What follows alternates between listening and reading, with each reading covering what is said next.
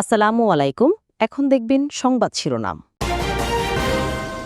জাতীয় পতাকায় মুড়ে দেশে ফিরল ওসমান হাদির কফিন। মরদেহ রাখা হয়েছে জাতীয় হৃদরোগ ইনস্টিটিউটের হিমঘরে। কাল সংসদের দক্ষিণ প্লাজায় জানাজা।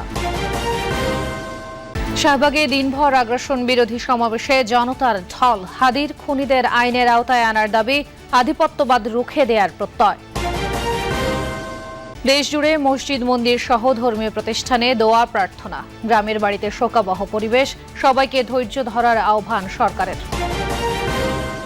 প্রথম আলো ডেইলি স্টার ভাঙচুর, অগ্নিসংযোগের ঘটনায় সম্পাদকের সঙ্গে প্রধান উপদেষ্টার ফোন আলাপ। মুক্ত সাংবাদিকতার ওপর আঘাত, বলছে কর্তৃপক্ষ। খালেদা জিয়ার শারীরিক অবস্থার উন্নতি হয়েছে, জানালেন ডক্টর জাহিদ। তারেক রহমানকে গণসংবর্ধনার প্রস্তুতি, ট্রাভেল পাস সংগ্রহ। এতক্ষণ শুনছিলেন সংবাদ শিরোনাম, এখন দেখবেন বিস্তারিত। মানুষের হাতে বানানো বন্দুকের গুলি লেগেছিল মানুষের কথা বলা শরীফ ওসমান হাদির। গুলিবিদ্ধ হওয়ার 6 দিন পর পৃথিবী থেকে বিদায় নেন ইনকিলাব মঞ্চের মুখপাত্র। অবশেষে সন্ধ্যায় তার মরদেহ আসে দেশে। সেখানে মরদেহ গ্রহণ করেন সরকারের উপদেষ্টা সহ বিভিন্ন রাজনৈতিক দলের নেতারা। বিমানবন্দরের আনুষ্ঠানিকতা শেষে হাদিকে রাখা হয়েছে জাতীয় হৃদরোগ হাসপাতালের হিমঘরে। আগামীকাল রাষ্ট্রীয় শোক পালন করবে বাংলাদেশ। এদিনই জানাজা শেষে দাফন হবে তরুণ এই রাজনৈতিক নেতার। লাল সবুজের পতাকা মরানো কফিনে শরীফ ওসমান হাদির মরদেহ। দূরদেশ থেকে বিমানে চেপে হাদি যখন ৫৬,০০০ বর্গমাইলের বাংলাদেশে, তখন তার বিদ্রোহী দেহ নিথর, নিস্তব্ধ। আরবিতে হাদি শব্দের অর্থ নেতৃত্ব দানকারী। নেতৃত্ব গুণেই তিনি কথা বলেছেন মানুষের জন্য, যার মননে ছিল আপামর জনগণের ভাগ্য উন্নয়নের চিন্তা। হজরত শাহজালাল আন্তর্জাতিক বিমানবন্দরে হাদির মরদেহ গ্রহণ করতে সরকারের উপদেষ্টা, বিভিন্ন দলের রাজনৈতিক নেতা, সুশীল সমাজের প্রতিনিধি এবং পরিবারের সদস্যরা এসেছিলেন। অশ্রুসিক্ত চোখে সতীর্থকে হারানোর তীব্র যন্ত্রণা হয়তো মনে করিয়ে দিচ্ছিল যুদ্ধের ময়দানে কাউকে হারানোর আবেগকে। রাজনৈতিক হত্যাকাণ্ডে নিহত কারো একক মরদেহ গ্রহণে সকল অংশীজনের এমন একাট্টা অবস্থান আগে দেখেনি বাংলাদেশ। এমন বাংলাদেশই তো চেয়েছিল এই জুলাই যোদ্ধা। শাহবাগে হাজারো তরুণের শপথ, দৃপ্ত কণ্ঠে উচ্চারণ, শরীফ ওসমান হাদির আদর্শকে ধারণ করার। আগ্রাসন বিরোধী সমাবেশ থেকে ছাত্র জনতা জানান, বিপ্লবের বীজ বুনে গেছেন হাদি। ভারতীয় আধিপত্য থেকে বাংলাদেশকে মুক্তি দিতে সেই বিপ্লব ছড়িয়েছে ঘরে ঘরে। আকাশ ফুঁড়ে উঠেছে হাজারো হাত, শপথের হাত। এই জন্য শরীফ ওসমান হাদিরই প্রতিচ্ছবি। সবাই যেন একজন ওসমান হাদি। হাদি বলেছিলেন, সব ধরনের আধিপত্যবাদের বিরুদ্ধে দাঁড়িয়ে স্বাধীনতার সার্বভৌমত্ব রক্ষা ও ইনসাফ ভিত্তিক রাষ্ট্র নির্মাণ। সেই ইনসাফের ডাক ফের শাহবাগে, হাজার হাদির ডাকে। জুমার নামাজের পর শাহবাগে আগ্রাসন বিরোধী সমাবেশে সমবেত হন সবাই। সমাবেশে যোগ দেন বিভিন্ন রাজনৈতিক দলের অঙ্গ সংগঠনের নেতারাও। তাদের অভিযোগ, ভারতীয় আগ্রাসনের বিরোধিতা করায় হত্যা করা হয় হাদিকে। দেন ভারতীয় আগ্রাসন আর আধিপত্যবাদ বন্ধের ডাক। জুলাই বিপ্লবীরা যদি নেমে আসে, তাহলে আমি বলবো হুইপড আউট হয়ে যাবেন আপনারা। শিক্ষার্থী জনতার বিপুল উপস্থিতিতে ফের দাবি ওঠে শাহবাগ চত্বরকে শহীদ ওসমান হাদি চত্বর হিসেবে ঘোষণার। এ সময় সবার কণ্ঠেই একটাই দাবি, হাদি হত্যার দৃষ্টান্তমূলক সাজা। ওসমান হাদি ভাইকে যারা হত্যা করেছে, তাদেরকে যারা ইন্ধন দিয়েছে, তাদের প্রত্যেকে যেন আইনের আওতায় এনে দৃষ্টান্তমূলক শাস্তি দেওয়া হয়। হাদি ভাইয়ের বিচার যতদিন পর্যন্ত না হবে, আমরা ইনশাল্লাহ রাজপথে থাকবো, রাজপথ থেকে লড়াই করবো ইনশাল্লাহ। আগুনের মতো জ্বলে ওঠা জনতা নামাজ আদায় করেন বিক্ষোভস্থলেই। জুমার নামাজের পর হয় ওসমান হাদির গায়েবানা জানাজা। মোনাজাতে চোখের জলে যেন নেভে না সেই আগুন। অগ্নিকাণ্ডের পর প্রথম আলো আর ডেইলি স্টারের অনেকটা অংশ এখন ধ্বংসস্তূপ। অবকাঠামো ক্ষতির পাশাপাশি পড়ে গেছে অনেক গুরুত্বপূর্ণ নথিও। এভাবে পত্রিকা দুটিতে হামলা ভাঙচুরের ঘটনা ব্যথিত করেছে প্রধান উপদেষ্টা ডক্টর মোহাম্মদ ইউনূসকে। জানান, এমন আচরণ স্বাধীন গণমাধ্যমের ওপর হামলার শামিল। প্রতিবাদ জানিয়েছে নাগরিক সমাজও। প্রথম আলো কর্তৃপক্ষ বলেছেন, এটি স্বাধীন গণমাধ্যমের ওপর হামলা। কাল থেকেই আবারও পত্রিকা ছাপানোর কথা জানান তার। সবটুকু পুড়ে ছাই, তবুও জ্বলজ্বলে গণমাধ্যমটির নাম। বৃহস্পতিবার রাত ইনকিলাব মঞ্চের মুখপাত্র ওসমান হাদির মৃত্যুর খবরে বিভিন্ন স্থানে বিক্ষোভের পাশাপাশি প্রথম আলো, ডেইলি স্টারে ভাঙচুরের পর আগুন দেয়া হয়। পুড়ে যায় প্রথম আলোর একটি ভবন।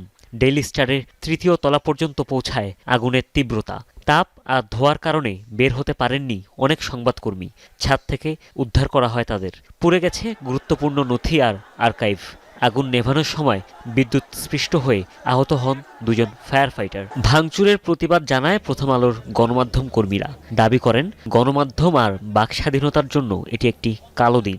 আরও বলেন আগামী নির্বাচনকে পথভ্রষ্ট করতে আর দেশের ভাবমূর্তি ক্ষুণ্ণ করতেই এমন হামলা। খুব সুস্পষ্ট হয়ে বলতে চাই যে এটি একটি কালো দিন সংবাদ মাধ্যমের জন্য, বাক স্বাধীনতার জন্য, গণতন্ত্রের জন্য।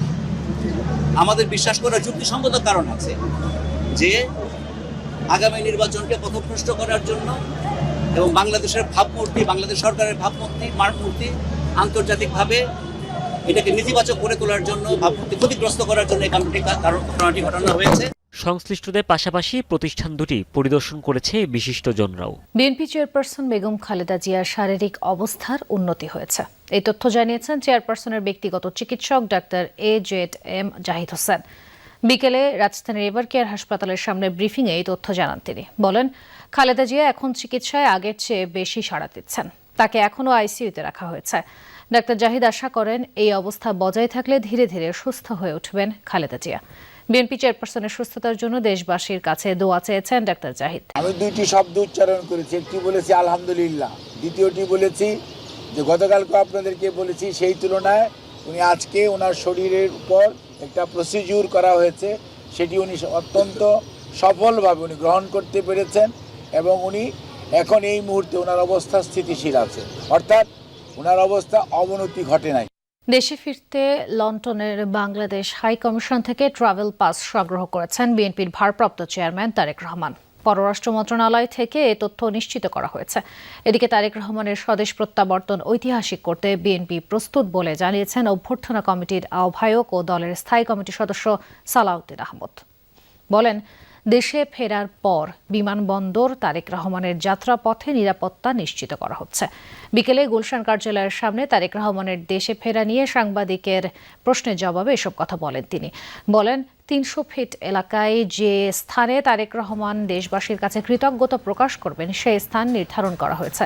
সালাউদ্দিন বলেন, ওসমান হাদিকে হত্যার ঘটনা গোটা দেশকে নাড়া দিয়েছে। তবে কারা এটাকে রাজনৈতিকভাবে ব্যবহার করতে চায় তাদের জনগণ চিহ্নিত করেছে বলে মন্তব্য করেন বিএনপি স্থায়ী কমিটির এই সদস্য।